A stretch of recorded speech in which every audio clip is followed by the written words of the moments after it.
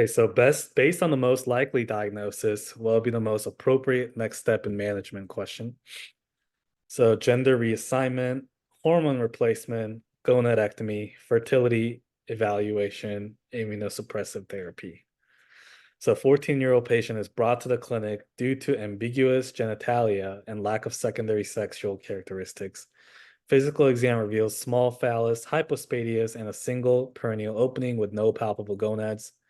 Karyotype reveals a 46XX and XY mosaicism. Pelvic ultrasound shows a small uterus and a testes-like structure in the inguinal region bilaterally. So yeah, hermaphroditism. What's the most next step in management of this patient? I mean, the first thing that I thought of would be like, okay, I need to like have like a multidisciplinary like Yeah, team intervention, right? Where you kind of address like the psychiatric component of that sure, first, for where sure. you're like reassuring the patient, you're telling them kind of exactly what the next possible steps could be, what the options are. Um,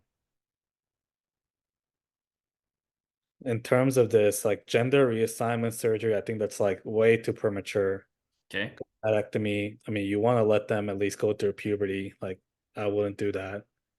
Fertility evaluation, I feel like would be a little bit premature right now. I mean, they're not looking to get uh have a kid. Immunosuppressive therapy, I don't think fits in this picture at all. So I'll go with the hormone replacement. Okay, so talk to me why C is the answer. This is why I was leaning towards C also, but now you know that C is the answer. Why do you want to? Why do you think you want to do a gonadectomy this early on for someone that's Is 14? it like increased risk of cancer? Yeah, bingo. Okay, I think you want to take them out because they're not. First of all, you have to say it's testes like structure, and they don't have any secondary sexual characteristics. So for one, it's probably non-functional, right? And it increases your risk of cancer. So here I would say, okay, take the testes out because they're not going to do anything anyways. And then after you've gotten rid of the source of potential cancer, then you can talk about, then I think it becomes because when you say hormone replacement therapy, which hormones are you going to give this person?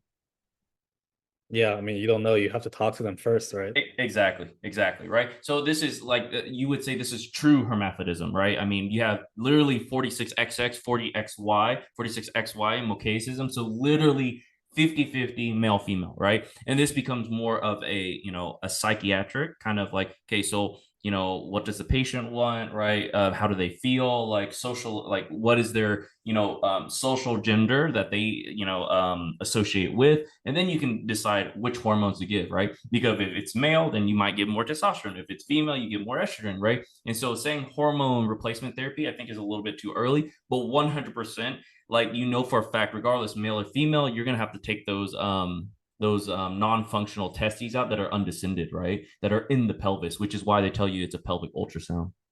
So Okay. yeah, that's gonna be kind of how I work through those.